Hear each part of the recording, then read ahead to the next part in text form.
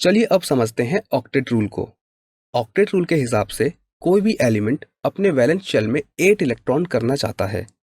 तो चलिए देखते हैं कि एलिमेंट्स ये 8 इलेक्ट्रॉन्स कैसे कंप्लीट कर सकते हैं। सबसे पहला तरीका ये हो सकता है कि जो एटम्स होते हैं वो अपने वैलेंस इलेक्ट्रॉन्स का ट्रांसफर करके आपस में कंबाइन होते हैं। इस ट्रांसफर में कोई एटम्स इलेक्ट्रॉन गेन करता है जबकि कोई एटम इलेक्ट्रॉन को लूज करता है।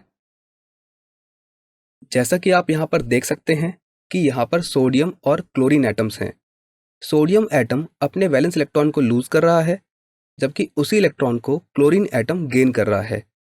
इसीलिए सोडियम पर पॉजिटिव चार्ज और क्लोरीन पर नेगेटिव चार्ज आ जाता है और इस तरह से दोनों का ऑक्टेट कंप्लीट हो जाता है और Na एंड Cl कंबाइन हो जाते हैं जिससे NaCl फॉर्म होता है। इलेक्ट्रॉन ट्रांसफर के अलावा एक और तरीका है जिसमें एटम्स अपने आउटर इलेक्ट्रॉन यानी कि अपने वैलेंस इलेक्ट्रॉन्स को शेयर करके अपने ऑक्टेट्स को कंप्लीट करते हैं और आपस में कंबाइन होते हैं। जैसे कि ये ऑक्सीजन एटम है जिसमें 6 वैलेंस इलेक्ट्रॉन्स हैं और ये दूसरा ऑक्सीजन एटम है, इसमें भी 6 वैलेंस इलेक्ट्रॉन्स हैं। तो यहाँ पर हम देख सकते हैं कि किसी का भी ऑक्टेट कंप्लीट नहीं है, दोनों ही ऑक्सीजन एटम्स को 2-2 इलेक्ट्रॉन्स की जरूरत है। यहाँ पर इलेक्ट्रॉन्स का ट्रांसफर भी पॉसिबल नहीं है क्योंकि इलेक्ट्रॉन को ट्रांसफर करने से एक ऑक्सीजन के पास तो ऑक्टेट कंप्लीट हो जाएगा लेकिन दूसरे के पास फिर वैलेंस इलेक्ट्रॉन्स 6 की जगह 4 ही रह जाएंगे। यहाँ पर ये दोनों ऑक्सीजन्स अपने 2-2 इलेक्ट्रॉन्स को शेयर कर लेते हैं और जिससे O2 मॉलिक्यूल बनता है। जैसा कि आप यहाँ पर देख सकते हैं, अब दोनों ही ऑक्सीजन एटम्स का ऑक्टेट कंप्लीट है क्योंकि शेयरिंग के जो इलेक्ट्रॉन्स होते हैं वो दोनों एटम्स के लिए काउंट किए जाते हैं। तो इसीलिए O2 मॉलिक्यूल में दोनों ऑक्सीजन एटम्स का ऑक्टेट कंप्लीट हो जाता है और जिन इलेक्ट्रॉन्स की शेयरिंग होती है उनको हम बोलते हैं शेयर्ड इलेक्ट्रॉन्स, जैसा कि आप यहाँ पर देख सकते हैं। चलिए इसका एक और एग्जाम्पल देख लेते हैं। ये कार्बन एटम है जिसमें 4 वैलेंस इलेक्ट्रॉन्स होते हैं और ये ऑक्सीजन है और यहाँ पर एक और ऑक्सीजन एटम है। ये हम ऑलरेडी जानते हैं कि ऑक्सीजन एटम में 6 वैलेंस इलेक्ट्रॉन्स होते हैं।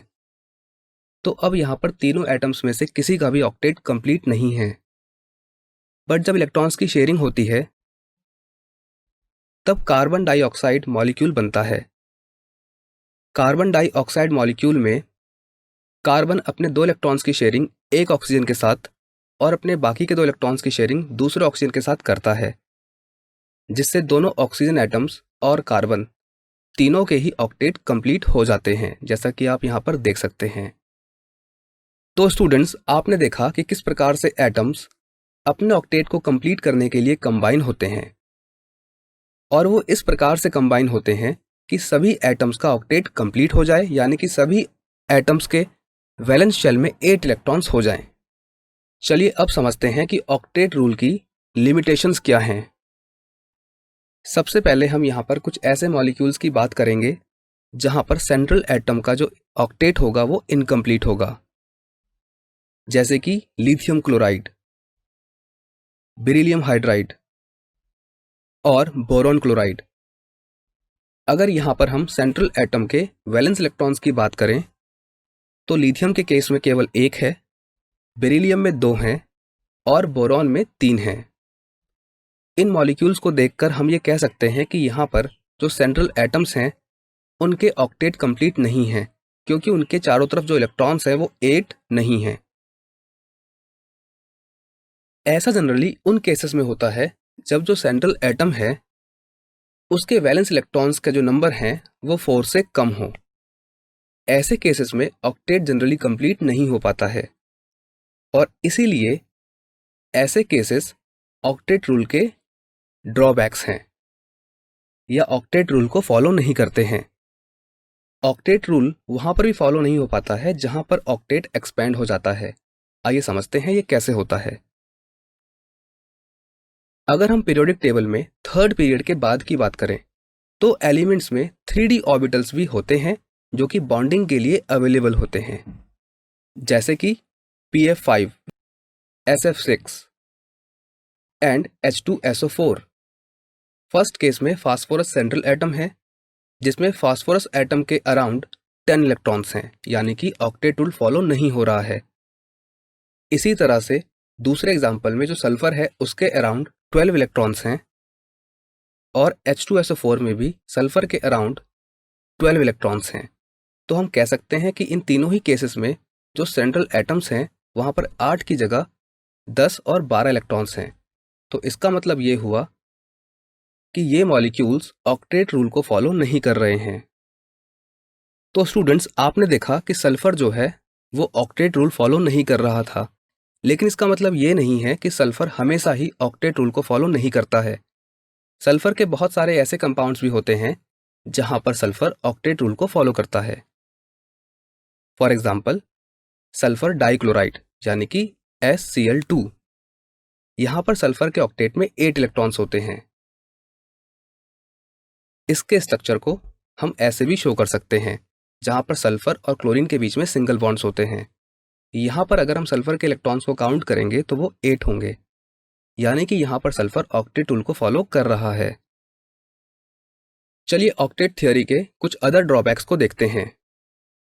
अगर हम ऑक्टेट रूल की बात करें तो it is based upon the chemical inertness of noble gases, यानी कि ये जो रूल था ये एलिमेंट्स के इनर्ट नेचर पे डिपेंड करता था। इसका मतलब ये है कि ये रूल कहता था कि एलिमेंट्स रिएक्ट करते हैं, अपने ऑक्टेट को कंप्लीट करते हैं और इनर्ट हो जाते हैं। तो इस रूल के हिसाब से तो जो नोबल गैसेस होती हैं उनको रिएक्ट नहीं करना चाहिए था, क्योंकि नोबल गैसेस के जो ऑक्टेट होते हैं वो पहले से ही कंप्लीट होते हैं। यहाँ पर एक बात ध्यान देने की है कि जो हीलियम होता है उसके आउटर सेल में केवल 2 ही इलेक्ट्रॉन होते हैं। हीलियम पर ऑक्टेट रूल फॉलो नहीं होता है, बट ये पाया गया कि कुछ नोबल गैसेस ऑक्सीजन और फ्लोरीन के साथ रिएक्शन करती हैं और कंपाउंड्स फॉर्म करती हैं। फॉर एग्जाम्पल, यहाँ पर जिनॉन के फ्लोरीन के साथ कुछ कंपाउंड्स दिए गए हैं। ये कंपाउंड्स हैं XeF2, XeF4 एंड XeF6, यानी कि जिनॉन के डाईफ्लोराइड, टेट्राफ्लोराइड एंड हेक्साफ्लोराइड। इसके अलावा जो ये ऑक्टेट थ्योरी थी इसका एक बहुत बड़ा ड्रॉबैक था कि ये थ्योरी मॉलिक्यूल्स के शेप, स्टेबिलिटी और एनर्जी के बारे में जानकारी नहीं देती थी।